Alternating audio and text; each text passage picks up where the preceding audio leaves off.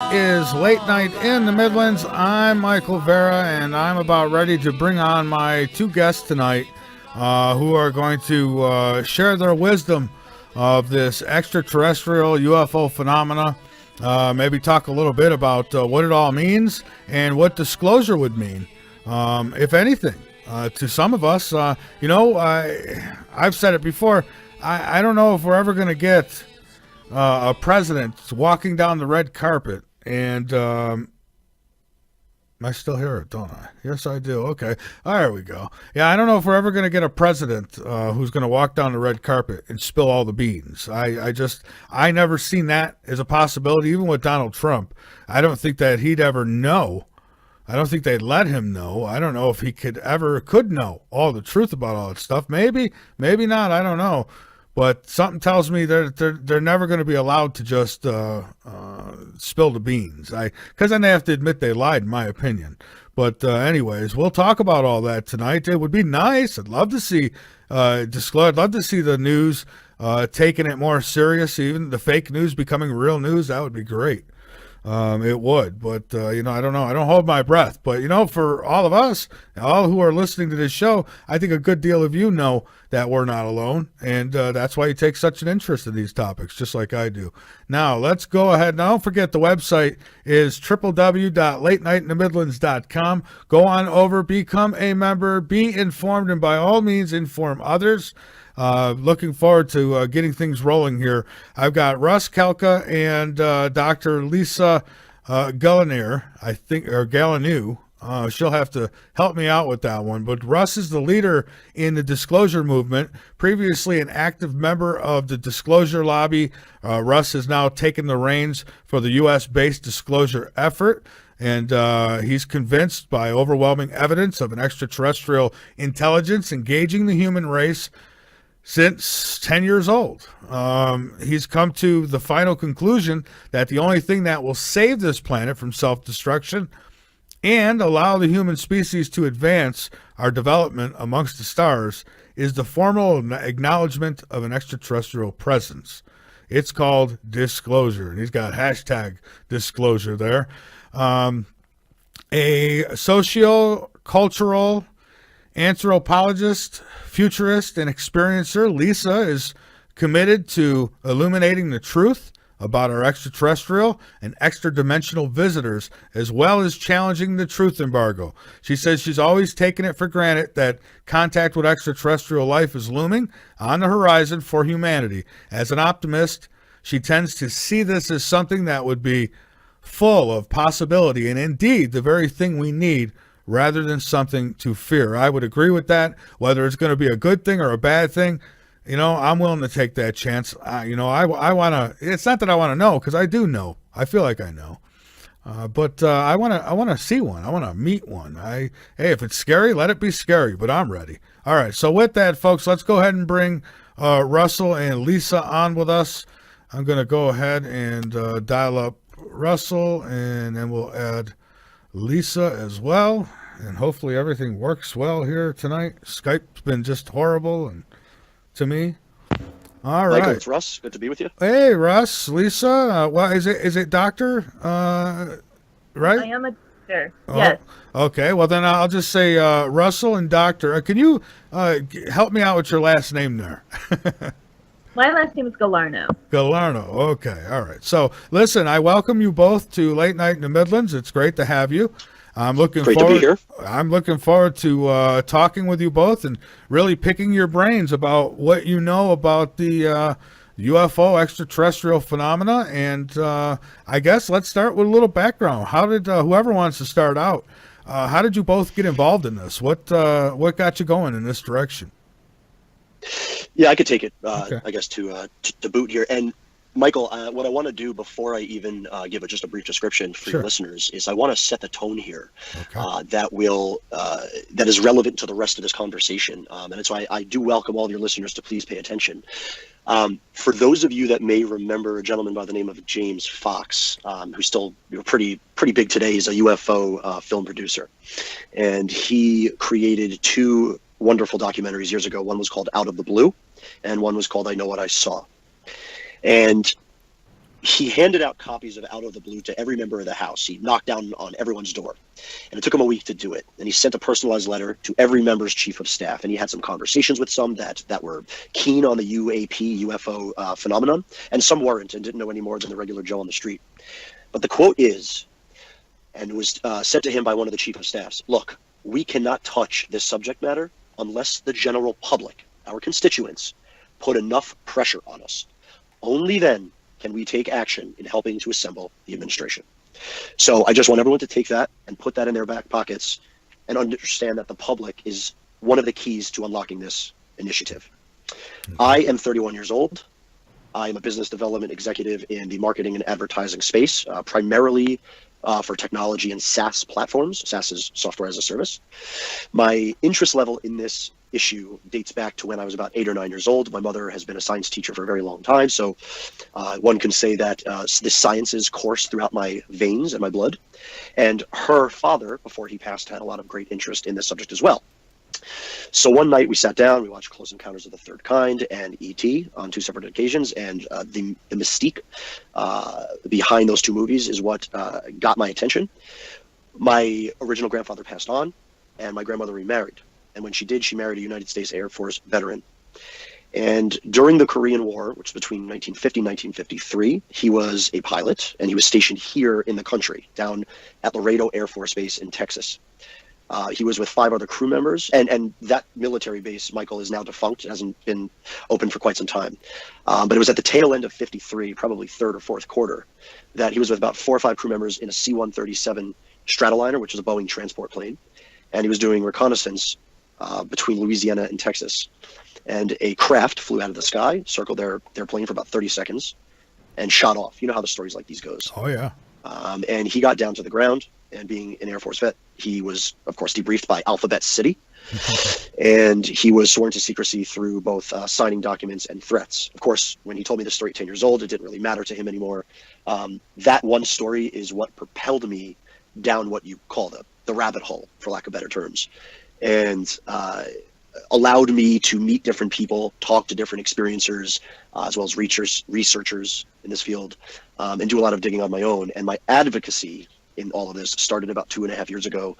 You may recall a group on Facebook that was part and parcel to supporting Steve Bassett and his work in PRG. That group was called the Disclosure Lobby, which is now shut down. I was not the administrator behind that, but I was a very large part of that group. And did Facebook shut it down, or did whoever was running it? It was the moderator that shut that down to go off and do other things. I see. And that's okay. That's okay. Maybe it was a signal for a new group, a new blood, a new face of disclosure to come out. And that's exactly what we're doing. And we're going to get into what the disclosure activists are all about during this call and where we're going. But yeah, that's just a brief kind of introduction, break the ice on my experiences to date. All right. And Doctor, how about you? What got you going in this direction? I mean, you know, it's quite the rabbit hole.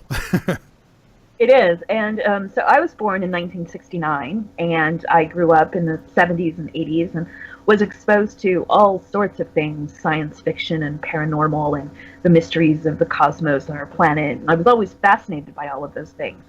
I'm actually an experiencer myself, although I'm also a professional researcher. I'm an anthropologist and a futurist. But I had my first contact experience at the age of 5. Which I was not expecting, as you can imagine. I woke up in the middle of the night to find that there were a couple of glow-in-the-dark beings standing at the foot of the bed. It was sort of a man and a woman, and they were adults, and I was a child. And I recall they seemed to be dressed in sort of very fancy outfits, almost something that looked Victorian. But they were absolutely lit up from the inside, and they just stood at the end of the bed for about 5 minutes. They didn't say anything. There was no telepathic communication. There was nothing other than these 2 glow-in-the-dark beings staring at me. So at one point, I poked my mother, because I was actually in bed with her, and I said, "Mom, there are a couple of people standing at the end of the bed, and they're staring at me." And I was actually indignant about it. I was like, "Well, if you're going to stand there, why don't you say something?" kind of thing. And my mother said, "Oh, they're your guardian angels. Go to sleep. Don't worry about it." And I said, "Oh, okay." So I just went to sleep with them still standing there. And around the same time, I had a bunch of other things happen as well. I was, very visually sensitive to energies and things like that. So I would lay in my bed at night and see all of these sort of energies and streaks of light and things flying around the bedroom. And, of course, this was my normal. So I didn't think too much about it. I assumed that, this happened to everyone. So fast forward till I was about 15, and I had an out-of-body experience as well during sort of a meditation. It was a bit like a lucid dream. But I was kind of whooshed out of my body and taken to another very alien place, I'll call it that. I don't know if I was physically whooshed out of my body or it was just, sort of a daytime dream kind of experience, but, this is sort of how it felt. So, these interests were sort of percolating with me a little bit, and I was, like I said, I was exposed to a lot of the concepts and ideas and, very open-minded, if you will. In 1986, I went to Chile for a year as an exchange student, and I had a pretty major UFO or UAP, if you want to call it that, sighting while I was in Chile. It was exciting enough that I woke up the entire household at 3 o'clock in the morning to try and get everybody to go outside to see this thing that I'd been watching for about a half an hour. It was a large orange orb, and it was stationary part of the time, and then a few times it would disappear and reappear somewhere else, kind of in my field of vision. It emanated sort of a very low hum. And I noticed that a lot of the other sounds that I'd gotten used to, because we were staying on a farm at the time, animals, insects, and things, had gotten completely quiet. So by the time we got outside to see this vessel, or this shiny orb that I had witnessed, it was gone. But the next morning at breakfast, the whole family, we had this long conversation about the preponderance of UFO sightings that there are in that part of the world, which I found very interesting. But it was another one of those things I just sort of tucked away. When I was 17, I joined the Army. I was in military intelligence as a Russian linguist. I didn't stay in for very long. I was in for about a year and a half. But I got some exposure to the military and military structures, and, that whole part of the UFO story is really interesting to me, and something that, I can sort of understand a little bit better having had that point of view. But when I got out of the Army, I went to UC Berkeley. I began as a linguistics and Slavic languages and literatures major, and later changed my major to anthropology. But in the meantime, I had found an engineering professor at UC Berkeley who was working on ufological topics, and I spent quite some time working with him. And I was transcribing interviews from people like Travis Walton, actually Travis Walton's polygraph tests. And various things like this. But I kind of continued with my career, which, I ended up in the tech industry. I've been working in the tech industry for about 25 years at this point. And I would say it was about 10 years ago when my interest truly got piqued. I sort of fell down some rabbit holes, as Russ said. I've been interested in the channeled messages, the transmissions from supposed ascended beings and various extraterrestrial and extra-dimensional beings, which I started to study in great detail. I've exposed myself to several thousand of them at this time, and was doing a bit of what we anthropologists would call a content analysis, to try and figure out, well, what are the motivations behind these messages? And I'm actually a skeptic, believe it or not, and I was skeptical about the messages too, but I realized as a spiritual person that regardless of whom they originated from, they're still useful messages in many ways. But this got more interesting because after, just a few months of me listening to these messages from this organization called the Galactic Federation of Light, I started reaching out in meditation, and I started to have my own telepathic contact experiences. And that's been going on now for almost 10 years. And I have several beings that I talk to on a daily basis about all sorts of things. I mean, they were just talking to me earlier about new leaks from Wikileaks and how I need to go look for this thing and, all of this. So I'm knee-deep in the experiencer world, as well as looking at the phenomenon from a more scientific perspective, which really interests me as well. I see. Wow, that's very detailed in your description, too. Thank you. Monster, now you mentioned when you were 5 years old, that was your first encounter, and that leads me to like children who will run out, Mom, Dad, there's a monster in my room. I wonder how much of a regular occurrence this kind of thing is, and how many times kids are just blown off about it. Well, that often happens. I mean, what I've been told is that children are more sensitive in that period of time, and what my team has told me since then is that appearance was done very deliberately to open my mind to possibilities beyond what I was perceiving with my, primary senses in a 3D, 4D reality. So, so they do that kind of thing with children, more sensitive children quite a lot, just to keep our minds open to those possibilities. It was an unforgettable experience, I can tell you that. I mean, even at that age, I knew it was very strange. Oh, I bet it was. So now, the whole out of body thing, now that's something that I've been very curious about as to whether sometimes in these abductions, if that's how they do it, rather than taking the whole physical person, might they take you out of your body? And if they do, as a child, do they sometimes try to put you in a familiar surrounding so that you feel comfortable? Like they might take you out of your house, and maybe you're on the ship, but you don't know you're on the ship. You think you're just in your room, that kind of thing. Yeah, that happened when I was 15, and they've told me that was a projection. So I wasn't actually taken out of body.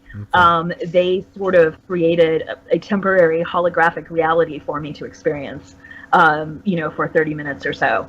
And I don't recall being on the craft so much. I recall arriving on what I would call this alien planet. And I recall the buildings that I was in, and I recall being introduced to a group of beings and having an interaction with them. I don't recall them speaking English or anything like that. My team that I work with now, they speak English because they've learned it from observing me and observing humanity for quite some time.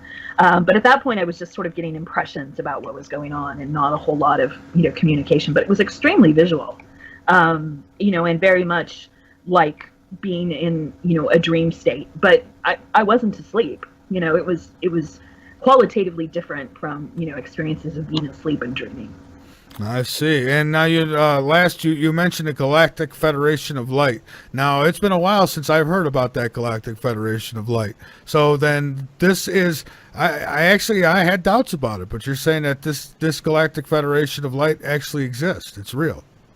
Yeah, I mean, you can actually dig, if you just go onto YouTube, for instance, and you search for the Galactic Federation of Light, or you go on the web and you look, you will find literally thousands of messages from them. And it's, the Galactic Federation of Light is an umbrella term that they decided to embrace because it was frankly too complicated to try and tell humanity that, there are up to a couple of hundred different species or races, that are currently involved and interested in our development. So they consider themselves kind of a coalition of forces. And some of the beings are from the Pleiades star cluster, some are from the Andromeda galaxy, some are from, the Sirius star system, and they actually break that down. So the transmissions, for instance, will come from a being named Salusa, let's say, who's from Sirius and who's channeled by a guy in England whose name is Mike Quincy. And Mike Quincy alone has put out hundreds or thousands of messages. I mean, usually, there's at least one a week. Sometimes there are more. They've definitely been increasing in frequency. And so there are probably 20 or 30, maybe more messages that come out each week that are affiliated with this loose coalition of beings who refer to themselves as the Galactic Federation of Light. Wow. Now, is this the same one that I've heard that apparently is supposed to be led by Lucifer, or is that just some kind of internet gossip? That was one attempt to debunk the Galactic Federation of Light. I can tell you as a skeptic and a researcher myself, when I, went down the rabbit hole and started listening to channeled messages by this entity called Salusa from Sirius, I went looking for, let's see if it's a hoax. Let's see if, anyone has called BS on this and, what do they have to say? And there have been a couple of attempts, but I can tell you that phenomenon alone, 95% of it is just message after message after message that are very positive in nature and very spiritual in nature. And they do give tangible information, and they talk about things that are happening, say, geopolitically in our world. But most of the messages are about increasing individual consciousness and contributing in more positive ways to raising the entire consciousness of the planet. And that's what got my attention. I decided, I don't care if this is coming from ET or not. It's good, useful stuff for someone on a spiritual journey. I see. Now, getting back to the whole disclosure thing, and Russ, feel free to jump in whenever you like. So tell me more about the mission that you both are on. Sure. So what got me to And the Disclosure Activist was formed just following Trump's inauguration speech, because he had said something during that speech. It got me thinking, and I just had one of those light bulb moments. And I had asked Lisa to join me because she does have an incredible perspective on this. And with a political issue that disclosure is, the scientific realm definitely kind of wraps itself around that. But what got me to get to this point is that there have been a very specific set of circumstances that have occurred over the last 2+ years that convince me that elements within the military intelligence are keen to see disclosure. And it's going to hark back to my point earlier about that quote about having public action. So the story begins, and I'm going to lay this out as methodically, succinct, and concise as I possibly can. Okay. You might hear me use the word unprecedented numerous times. All right. Because that is exactly what's going on. But the story begins back in '93. What some of your listeners, if not all of them, are probably more than familiar with, Michael, of what's called the Rockefeller Initiative. Yes. And that was an engagement by Lawrence Rockefeller, who was a billionaire philanthropist, to engage the Clinton administration and White House to dig down to the bottom of the UFO files and release them to the public. And there was quite a team associated from the governmental aspect of the Rockefeller Initiative, such as Bill and Hillary Clinton, Dr. Jack Gibbons, who is the director of the Office of Science, Technology, and Policy. He's now passed.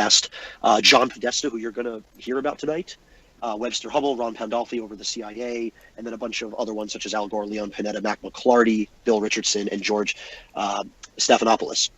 So a lot of key names here. And the Rockefeller Initiative failed. Okay, so Clinton tried to get to the bottom of it. He couldn't. He was stonewalled, just like Carter was, I believe. And so it ended in '96. It was a 3-year initiative. At that time, John Podesta, who is very closely tied to the Clintons. And I might add, Michael, that John Podesta, he is a man of extreme political significance. He's the center of all power in Washington, D.C., and is a very deep insider and connected individual. So when John Podesta says things, people really need to listen. So at that time, when Clinton got stonewalled and the Rockefeller Initiative ended, a decision was made that if and when Hillary Clinton was to engage a White House candidacy, they were going to push her to become the disclosure president. And by doing so, they left different trails of breadcrumbs over many years that set the stakes for such a thing. In 2002, Podesta, as you know, came out in Washington, D.C. to the National Press Club announcing the Coalition of Freedom of Information. And during that press announcement, he had said, and I'm paraphrasing, the time has come to be transparent. The government ought to release these documents because it's the law, which is the truth. And the American public, quite frankly, can handle the truth, which I'm convinced of. So that's great. Comes out and he says that. A year goes by, and on October 23rd, a year and a day later, Podesta comes back out again to the National Press Club for the Coalition of Freedom of Information and says the exact same thing. Fantastic. 2004 comes, and then Governor Bill Richardson, who was part of the Rockefeller Initiative, talks a little bit about the Roswell Dig Diaries, which is a book, and he wrote the foreword to it and, called for the U.S. Air Force's reinvestigation of Roswell. In 2005, Bill Clinton goes to Hong Kong and sits down and talks about how he approached this and was stonewalled. 2007 comes, and, Bill Richardson comes back onto Chris Matthews and, again, just talks about some stuff with the Rockefeller Initiative. So many years go by, after about 7 years go by, and not much is going on. And then Steve Bassett of PRG puts together a phenomenal citizen hearing on disclosure, which you and your listeners are probably very familiar with. Oh yeah, I've had Steve on several times in the past. Yeah. Sure. So 30 hours of that couple of days that it ran was devoted to the evidence surrounding the Rockefeller Initiative. So that happened in 2013. So a year goes by, and on April 2nd of 2014, and everyone's going to see where I'm going with this, so just bear with me. On April 2nd of 2014, the DVDs of the citizen hearing on disclosure was supposed to go out, but there was some kind of production error that I think Steve talked about, and it didn't end up going. But Bill Clinton didn't know that. So what he does is 6 days before that citizen hearing video was to be released to Congress, or delivered to Congress, Clinton appears on Jimmy Kimmel, right? And when somebody of Bill Clinton's stature appears on Jimmy Kimmel, the questions that Kimmel asks are already scripted beforehand. So Bill Clinton knew exactly what questions were going to be asked. And one of those questions was about, Kimmel says, I'm going to put my hand on the Bible, and if I was president, I would run right to the files and figure out, if Roswell was real. Did you do that? And Clinton responds, And everyone can see that response on YouTube if they want and go see a video. And in fact, Ben Hansen, who I think was a former FBI analyst, did an analysis of that video. So that was fantastic, unprecedented, something that's never been done before by a president. So then another year goes by, Michael, and on February 13th of 2015, and I'm going to use the word unprecedented again, something big happens. 8 days after Steve Bassett was meeting members of the 5 key committees or faxing meeting requests, John Podesta, on his leave from the White House under the Obama transition team, tweets out the biggest tweet anybody could ever of a man in his position, and says, "Finally, my biggest failure of 2014, once again, not securing the hashtag disclosure." I just want to say that disclosure, that hashtag, was in reference to the Disclosure Lobby movement. So he hashtags that word, disclosure of the UFO files, and he hashtags the truth is still out there, and he CCs Maureen Dowd of the New York Times. And the reason he CC'd Maureen Dowd was she wrote an article in 97 called "We're Not Alone" that had to do with Roswell. And he also did it in a very subtle way to tell the media that some stuff is going to come and you should start asking questions. My presidential candidate is ready to do this. Whatever. This is great stuff, right? 1 month later, President Obama comes on to Jimmy Kimmel, and Kimmel asks him scripted the exact same question. I mean, this is unbelievable. You don't make this stuff up.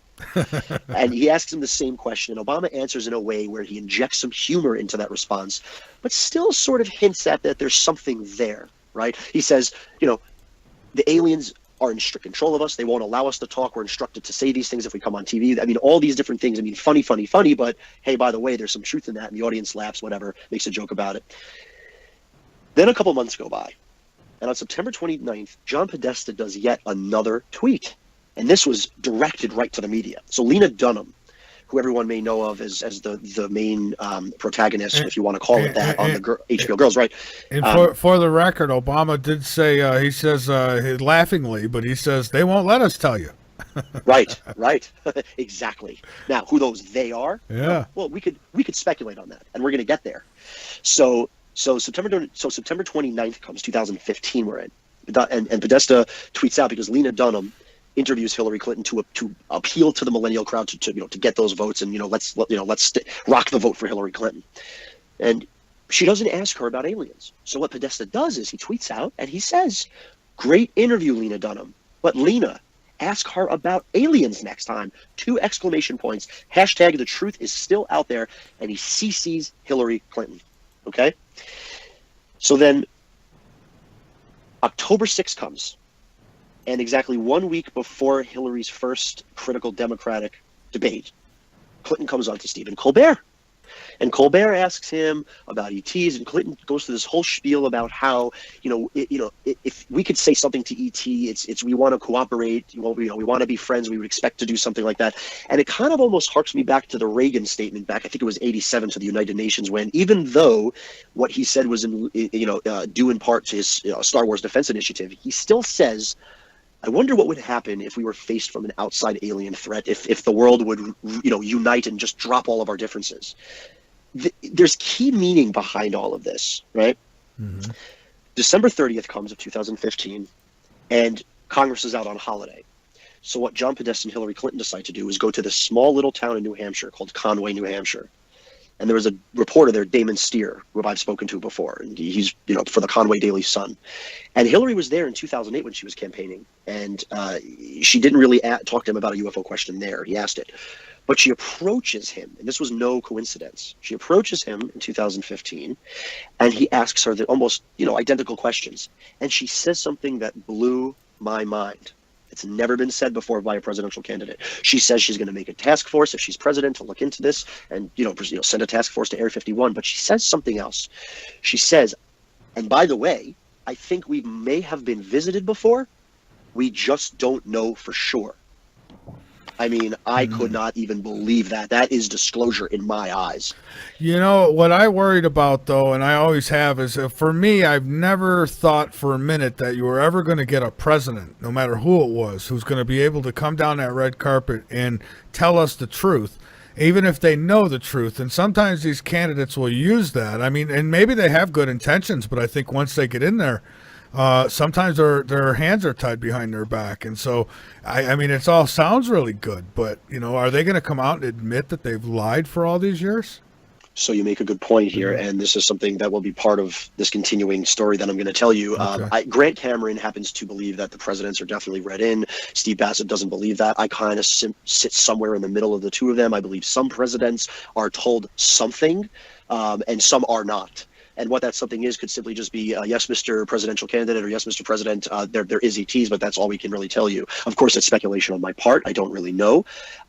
But it's a good point you make, and just hold on to that thought though, because Okay. I'm gonna cover that.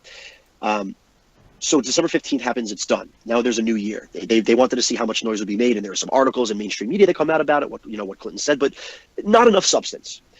February 11th, well, let me just back up. January comes, 2016, and the X-Files returns to television, and to that point, the great show. And I think it's Chris Carter who actually writes the script. I may have the name wrong, but the first episode comes and drops a truth bomb, on everybody. But besides the point, something else has never been done before. Unprecedented, Michael.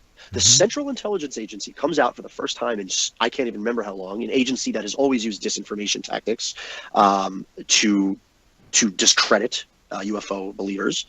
And they come out on Twitter hyping the X-Files, and they put out and they hashtag out the word flying saucer, something that we haven't really heard in a while. We always hear the term UFO, which has now got a new nomenclature, as Hillary likes to call it, UAP, unidentified aerial phenomenon.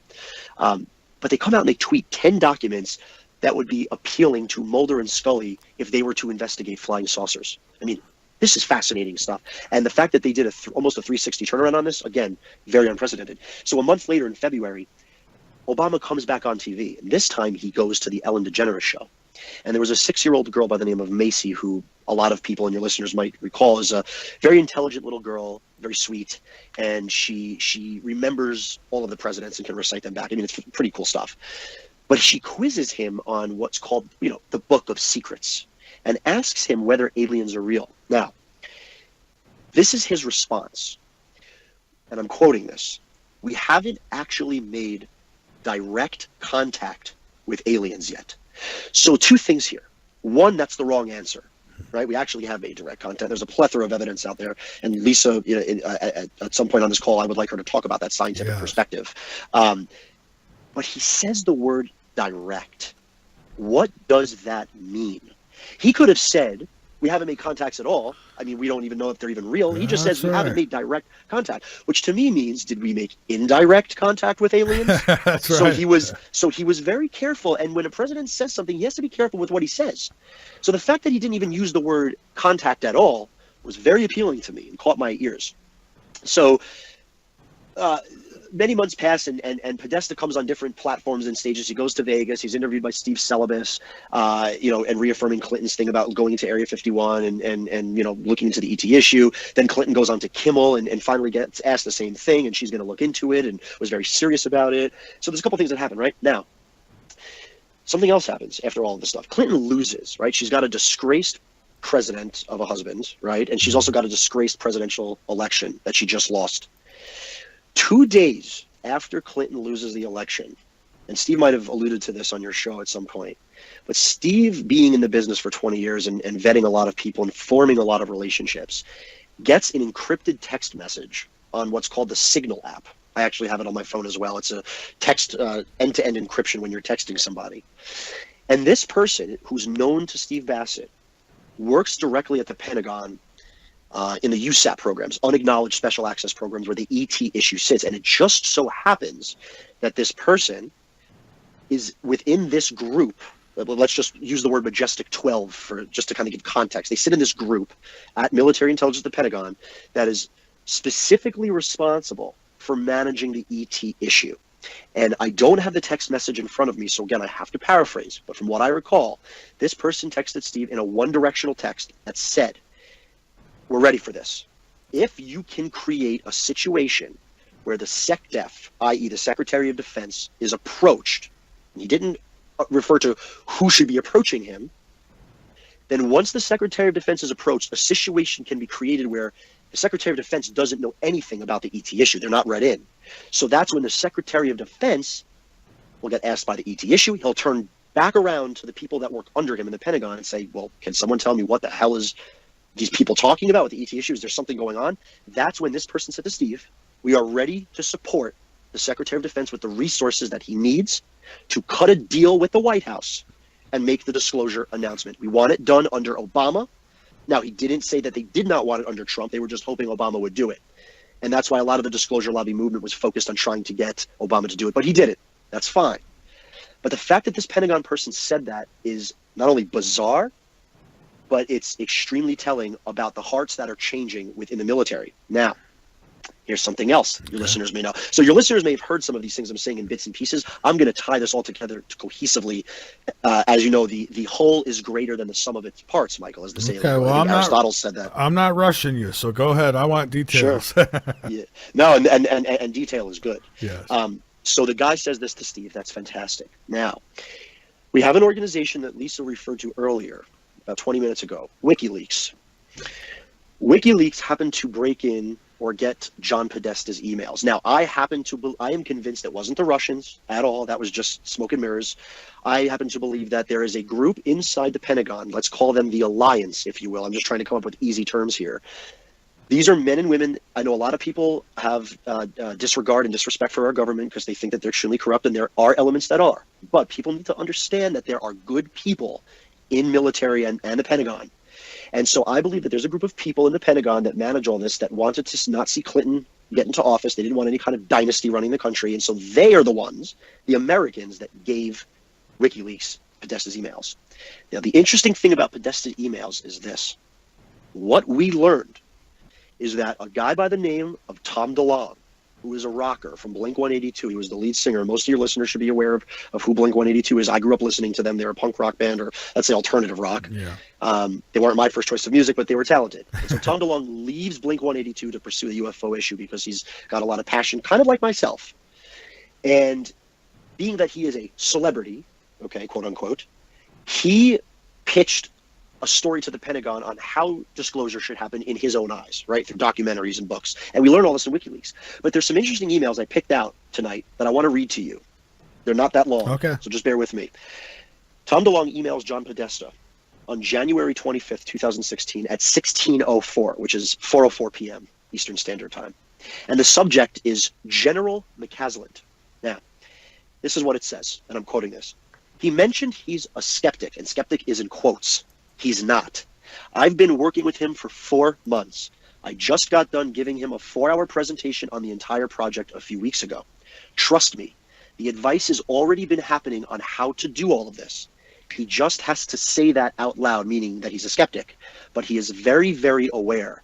And I want you to listen to this, Michael. As he was in charge of all of the stuff, when Roswell crashed, they shipped it to the laboratory at Wright-Patterson Air Force Base.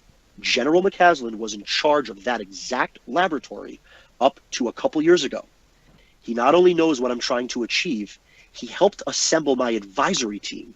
He's a very important man, best Tom DeLonge. We know now that the Pentagon has given Tom DeLonge an advisory team of 10 people. 3 of the names of those 10 people leaked out in this WikiLeaks. One of those people is General Neil McCasland, who now works for Applied Research Associates, I believe, ARA. I believe that's the name. Correct me if I'm wrong. But he was the former commander of the U.S. Air Force Research Laboratory at Wright-Patterson, where allegedly those Roswell bodies went post-crash. That's one email. I want you to keep that in the back of your mind. Okay. The next email, and this one's a little longer, so I'm not going to read the whole thing. Again, from Tom DeLonge to John Podesta. This was a year earlier, on September 24th at 2015 at 16:29, so 4:29. This is what he says. I received your email address from your assistant. As from time to time, I would like to get you information that is not appropriate for others to see. And here is one of those items. The ranking general, i.e. General McCasland, on my committee, has some ideas for a memo that would help provide context for his and the other officers' work on this project. Here are the general's thoughts. This is phenomenal stuff. I was thinking, I'm reading what the general said in his memo here. Okay. I was thinking a bit more about what a White House memo should say. Something like these points to all federal agencies. In light of the president's policy on STEM, citing official policy encouraging the study of science, technology, engineering, and math, some background on your project. The administration encourages a favorable public affairs position by all agencies, appoints NASA to lead this, and then in parentheses, this kind of public outreach is in NASA's job jar, and if no agency is appointed, all will simply note and file the memo and likely do nothing, end parentheses. Finally, and to coordinate with the Department of Defense, the Department of National Intelligence, DNI, and the NOAA, the National Oceanic Atmospheric Association, and I put in parentheses, or he does, the other major space actors, putting a bit of light on them. So that's the second email. This is a general that is writing to Tom DeLonge exactly how disclosure should go and exactly how this project should go. I mean, this is, again, this is not even a Hollywood movie. You don't make this stuff up. And then finally, this is the third name. That's the other two names I'm about to leak out here. Well, I didn't leak them, WikiLeaks did, but I'm going to tell your listeners. Is we have a meeting invite on January 25th of 2016 from John Podesta to General Neil McCasland, Tom DeLonge, Amelia Fisher, who works for Hillary Clinton, and then two other guys. One of the guys' name is Michael Carey. And Michael Carey is former special assistant to the commanding general of the U.S. Space Command in Colorado Springs, Colorado. I believe that's where they're housed, or that's one of their facilities. The second guy, and this is the most interesting, talk about military-industrial complex, Rob F. Weiss. Currently today, if you go on LinkedIn and look him up, he is the executive vice president and general manager of advanced development programs at Lockheed Martin Skunk Works. Not only is Lockheed Martin the #1 military defense contractor in the world, but Skunk Works is the secret research R&D development arm that is known to have reverse engineered alien crafts. So here you have the guy that pretty much runs Area 51 saying that he's in this meeting, a Google Hangout meeting, and they go back and forth in the email on what times need to be set. Unprecedented stuff, Michael. And there's an actual email I'm not going to read, but Rob Weiss of Lockheed Skunk Works actually emails DeLonge asking him for an update on this project. And Michael Carey wrote the foreword to Tom DeLonge's book, Secret Machines. So something is going on at the Pentagon where they're trying to get this information out. The Pentagon doesn't want their fingerprints all over this. They need to figure out a way to do it. And Tom DeLonge is the only way. Or I'm sorry, Tom DeLonge is one of the only ways. Now, the last two things that happened, I promise this is all coming full circle. Oh, that's cool. That's fine. The last two things are 2 days before Trump takes office, and I'm not even mentioning the pardon of Chelsea Manning, which was I couldn't believe they did that, and I'm happy they did, because that is sort of a nod to whistleblowers, because Manning could have been indicted on 120 counts of espionage. They let him go in May, or let her go in May, but the CIA, for the second time in their tenure, tweets out and spills 13 million documents of previously classified information on the web for everybody to look at. Some of those documents talk about psychic powers with Uri Geller and how they were convinced, but we're not talking about Uri. And there was about 2,500 different documents on unidentified aerial phenomenon. But here's the interesting thing. Some people will argue, well, Russ, but yeah, the CIA had already declassified them years ago and they were at the National Archives. And that's true, Michael. That's true. They were at the National Archives, and they were on one of 4 computer terminals. But you had to physically go to the National Archives to look them up, and nobody was really doing that. Well, yeah, and they know that people, unless you make it real easy for people, most people don't bother. Yeah. Thank you. That's a good point you make, and I'm going to get into that. So right, people don't want to get off and bother with it because it's time out of their day, right? Yeah. But it's the most important issue of our lifetime that we're dealing with here. So in any case, they dump those documents out for the public to see and scour through. Here it is, everybody. We're giving you Christmas. Here is the Christmas gift. Okay, and it's done. And then finally, and I don't want to talk about politics here because I think there's a lot of crap that goes on in politics. I'm not into politics, and there's a lot of theater. But the one thing I will say is I did not vote for Trump. However, Trump comes out during the inauguration speech just before Disclosure Activists was formed. And he says something that is direct relation to what we call the truth embargo, right? So the truth embargo, by the way, means that the government never really covered these things up, right? They just discredited them and they embargoed them, similar to, like, Bassett likes to make the analogy to Cuba. There was an embargo up until recently on Cuba. We know it's there. We're not going to talk about it. We're not going to go there. It's similar to the UAP phenomenon. Yes, there's things there, but we're not going there. We're not touching that. So they use discredit to do it. But he comes out, Trump, and he says this: "We're standing at the birth of a new millennium, ready to unlock the mysteries of space, to cure the Earth of its diseases, and to invest in technologies, industries, and there was another word he used, of the future." That is directly what the truth embargo is about. Now, Trump and Bannon and all of them, as crappy as politicians as they may be, at least half the Americans think so, they're not stupid people. And they certainly know that there was a big disclosure movement. And there's certainly, at least I could allude to this a little later, but there's a lot of money to be made in space. So there is a very distinct possibility that if the public, we the public, can get up off of our asses and be activists for the greatest story of humankind, which is what we're trying to do here, that will give us a way to push the media and get unleashed, because those editors at these big institutions are holding these journalists tight. That'll give them enough, for lack of better terms, ammunition to get up and go talk to the Pentagon and dig into this issue. And once the media does that, it's all over. So the Russell, two key I would like to make one other point about Trump that I think is relevant. You know, part of the problem with disclosure is that once the government goes on the record about a lot of things that have happened over a number of decades, some of which involve collusion with whom we might call negative ETs, you know, allowing, for instance, the abduction phenomenon to continue while certain powers that be were receiving technological advances, you know, that were well before their time. You know, if you've worked in government for any length of time and have become president of the United States, you, to some degree, are complicit.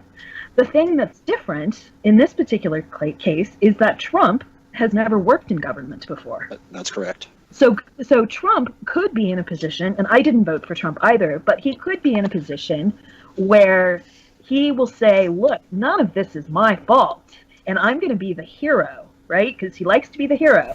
I'm going to be the hero, and I'm going to be the one who is finally going to tell our citizens what's been going on. Because if you think about part of Trump's platform, and you know, a lot of these recent actions against immigrants and these sorts of things are related to the safety of the American people. And I can definitely see a scenario in which Trump will be the hero, right? If he digs into these narratives, you know, which I think he will, and that's part of our effort, of course, with our petition. And, you know, there have been other petitions and other sorts of public pressure put on Trump and his administration to start asking those questions. And I think, like you said before, there is a lot of money to be made in space. I just read an article today about one mission to, you know, check out one asteroid that could result in quadrillions, was the number that was used, of dollars in revenues from mineral mining and these sorts of things, not to mention space tourism, and then, you know, the possible militarization of space.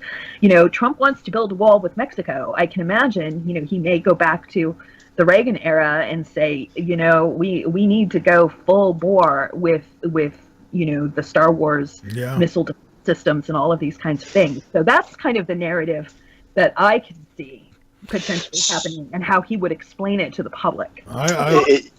Guys, hold them thoughts right there. I want to pick right back up on this, but we do have to take a break. So not cut the conversation off. I want to pick back up on it. I think it's very interesting. And, you know, I agree. You know, why not? If anybody presidential, that is, was going to come out and spill the beans, why not use a guy who's not been in politics? And, you know, yeah, I could see that. So let's take a break here, folks.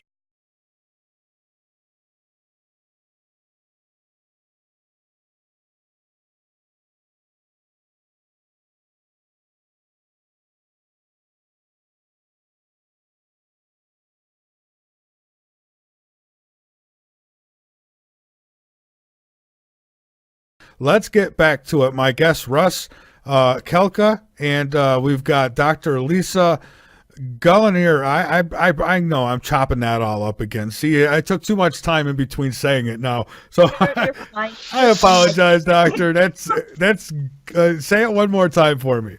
It's Galarno. Galarno. I'm gonna write this down my way. You can call me Dr. G. A lot of people do. That works fine for me. All right. Thank you. Now, we had left off discussing, I guess, Trump, maybe his possible role in all this. So I would like you to go right back to where we left off, and we can go from there.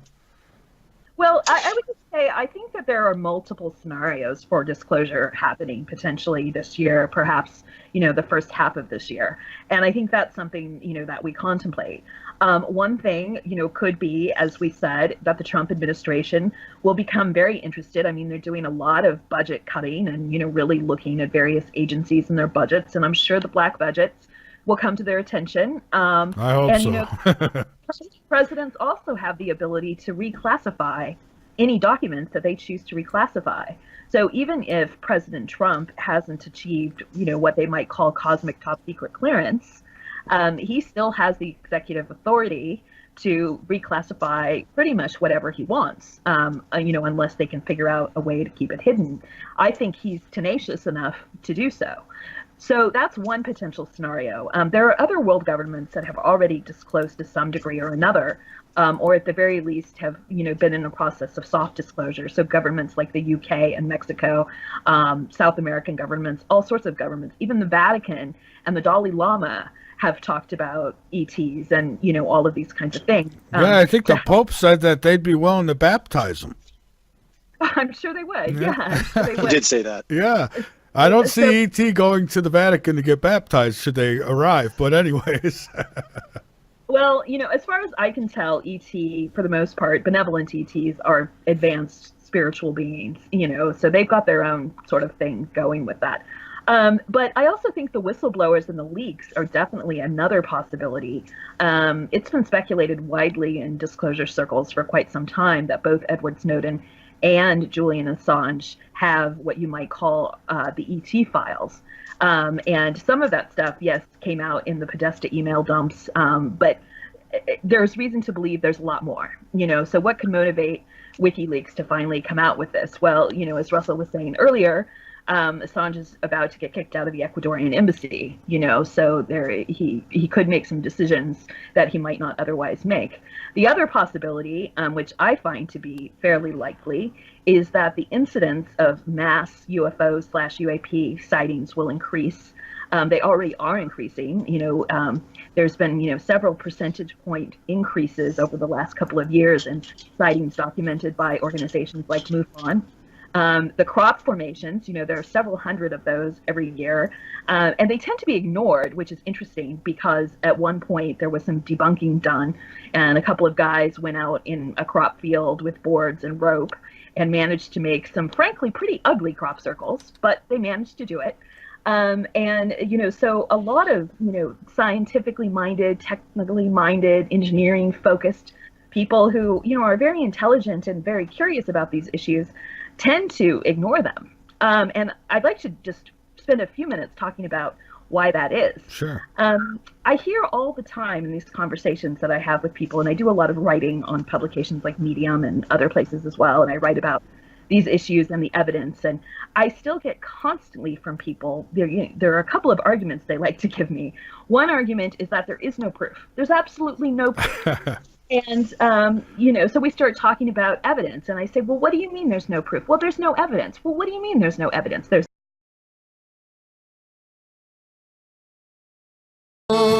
All right, we are back. This is Late Night in the Midlands. I'm Michael Vera, and I'm about ready to bring on my two guests tonight who are going to share their wisdom of this extraterrestrial UFO phenomena.